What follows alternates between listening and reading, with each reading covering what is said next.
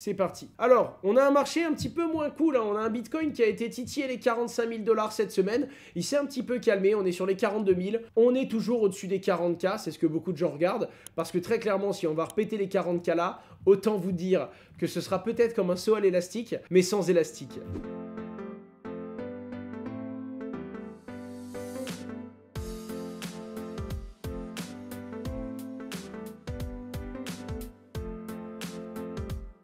Et il y en a beaucoup d'autres qui disent que non, on est peut-être tout simplement sur une reprise de la phase haussière. Encore une fois, je suis pas analyste technique, j'en sais rien, et d'ailleurs même les analystes techniques ne peuvent que vous dire les zones à regarder pour que ça puisse remonter ou redescendre, mais encore une fois, beaucoup de gens ne sont pas capables de vous dire quelle est la tendance que va avoir le marché, et ceux qui sont certains de la tendance que le marché va prendre sont souvent des gens qui ne considèrent pas le fait que on est en pleine phase où on attend beaucoup de la régulation, on entend beaucoup d'informations, et globalement le marché peut réellement, selon moi, partir dans un sens ou dans l'autre. Pour ceux que ça intéresse, je crois que c'est la chaîne YouTube de Croc. C'est un de mes abonnés qui fait ça et qui reprend les émissions de BFM. Vous allez sur Croc, vous avez l'émission de BFM qui est rediffusée non seulement sur le site de BFM, mais également sur la chaîne YouTube de Croc, qui est un abonné. Et d'ailleurs, Croc, il fait également des petits récaps et des fois, il parle de la chaîne YouTube Parlons Crypto. Parlons Crypto, c'est la nouvelle émission, hein, je vous en ai déjà parlé. Je compte sur vous, les amis. Allez me tabasser cette chaîne YouTube.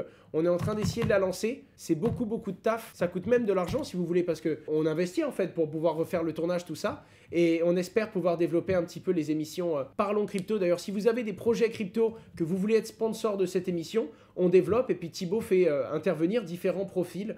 Donc n'hésitez pas à nous contacter pour ça. Je le redis une dernière fois, merci à tous pour les 500 000 abonnés. C'est un truc de dingue. Quand j'ai commencé cette chaîne, j'avais même pas la prétention d'avoir des abonnés. Quand on se rend compte qu'un demi-million d'abonnés, c'est faisable aujourd'hui dans le monde de la finance et de la crypto-monnaie, alors qu'au début, quand j'ai passé les 1000 premiers abonnés, il y avait quoi? 3 chaînes YouTube qui parlaient de crypto et la plus grosse, c'était moi. Donc c'est totalement dingue. Ça montre également l'intérêt des particuliers pour le monde de la crypto-monnaie et j'espère aller taper le million d'abonnés, un de ces 4. À savoir, j'avais une grosse annonce à vous faire pour le demi-million d'abonnés. Mais ça fait 4-5 mois qu'on est en discussion avec eux, 4-5 mois qu'on est en négociation, et c'est toujours pas sûr que ça se fasse. Et aujourd'hui, ça commence à avoir une certaine importance et des conséquences, donc je peux évidemment pas vous en parler tant que c'est pas certain. Ça n'a rien à voir avec le monde de la crypto-monnaie, mais ça en aura un dans un second temps, car vous savez bien que quand on rentre dans un business, on essaye toujours de voir ce qu'on peut faire dans le monde de la crypto. Par contre, ça va toucher un monde qui, je pense, va intéresser beaucoup d'entre vous. Quelque chose que vous connaissez peut-être déjà, que vous suivez peut-être déjà, toutes les semaines, et qui... bref, c'est quelque chose de nouveau, c'est vraiment du développement entrepreneurial, et c'est plus un truc qu'on essaye de faire avec mon père et mon frère, et si ça arrive, on va se régaler, et je pense que ça vous régalera, parce qu'on va vous donner de la visibilité à l'intérieur d'un business que généralement on connaît pas trop, quoi. On le connaît que de l'extérieur, en fait, si vous voulez, et ce sera un vrai plaisir. Bon, encore une fois, est-ce que ça va passer? On n'en sait rien, c'est quelque chose de nouveau pour nous. On a en tout cas trouvé des gens de valeur, des gens qui partagent à peu près les mêmes valeurs que nous, donc à voir si on arrive à tomber d'accord, et si on arrive à faire une belle aventure avec eux. Normalement, on devrait en savoir plus d'ici... Allez, d'ici 2-3 mois au plus tard, je devrais être capable d'officialiser ou au contraire d'annuler ça. Pour le coup, en tout cas, c'est vraiment un domaine où je pense que vous vous y attendez pas. Bref, les amis, on reprend du coup cette fameuse actualité. On a eu la fameuse Apple qui a l'intention de lancer son Tap to Pay et d'avancer dans les crypto-monnaies. C'est encore très flou. Il parle d'accepter les cartes de crédit crypto, mais il parle également de portefeuilles digitaux. On ne sait pas si ça veut dire portefeuille crypto ou pas. Bref, quoi qu'il arrive, on n'a pas trop de visibilité, mais Apple a officialisé la volonté d'avancer dans cette direction. On a BlockFi qui se prend un coup de tête, pour ne pas dire un coup de massue, parce que il propose du lending et la SEC considère que il mérite une amende de 100 millions de dollars. C'est terrible. Ça arrive à des sociétés. En France, elles sont toutes liquidées, quoi. C'est vraiment terrible de voir comment ça fonctionne.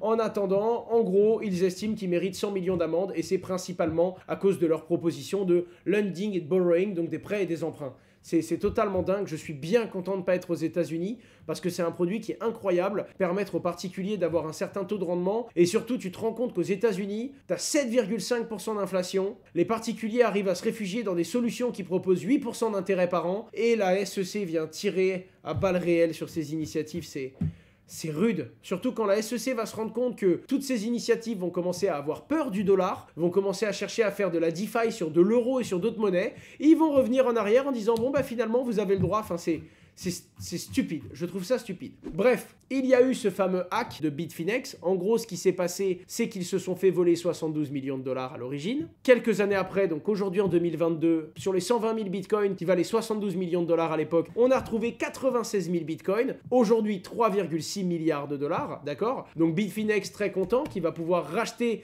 des tokens, notamment le token de la plateforme, et on a vu le token de la plateforme pumper à mort quand il y a eu cette annonce. Netflix qui prépare une série documentaire sur ce hack, et Asher qui vous prépare une petite vidéo sur sa chaîne YouTube, je pense d'ici quelques semaines. En tout cas, on se retrouve dans une situation où cette histoire est folle parce qu'on a certes retrouvé l'argent, mais on est quasiment sûr que c'est pas eux les vrais hackers. Certains disent que c'est eux, d'autres disent que non, mais en tout cas, on a retrouvé la clé privée donc qui permettait d'accéder à ces fonds volés en clair dans un drive. Comme si vous laissiez un fichier texte dans votre Google Drive avec un code et dessus il y avait 4 milliards de dollars. Bref les amis, je vous parlerai de ce hack et de cette histoire un peu folle parce que pour moi on n'a toujours pas le fin mot de l'histoire sur ma chaîne YouTube d'ici quelques semaines, tout simplement. On avance, on a Uber qui annonce être sur le point d'accepter, entre guillemets tôt ou tard, hein. En réalité ce qu'il a dit c'est d'une manière ou d'une autre, Uber va être amené à accepter le Bitcoin. Globalement on est vraiment en train de se rendre compte que ça va être accepté partout. De l'autre côté, on a eu un fameux article en mode oui, les stablecoins sont détenus en grande majorité par des whales. Moi, ça m'inquiète pas particulièrement. Sur des crypto-monnaies où on veut de la décentralisation un peu plus, globalement, de l'USDT ou de l'USDC, ça m'étonne pas que ce soit des grosses whales ou des institutions qui ont les plus gros montants. Ensuite, on se rend compte que 100% des plus grosses adresses détiennent 97% des stablecoins. Oui, mais tu as également dans ce lot les adresses des exchanges, les adresses de certains protocoles décentralisés qui ont de la liquidité. Donc, c'est un petit peu dur de se représenter ce que ça veut vraiment dire. En attendant, sur du stablecoin, que ce soit des gros porteurs qui aient 97% de la liquidité ou pas, globalement, je trouve qu'on s'en fiche un petit peu puisque il n'y a pas de gouvernance qui est remise en cause.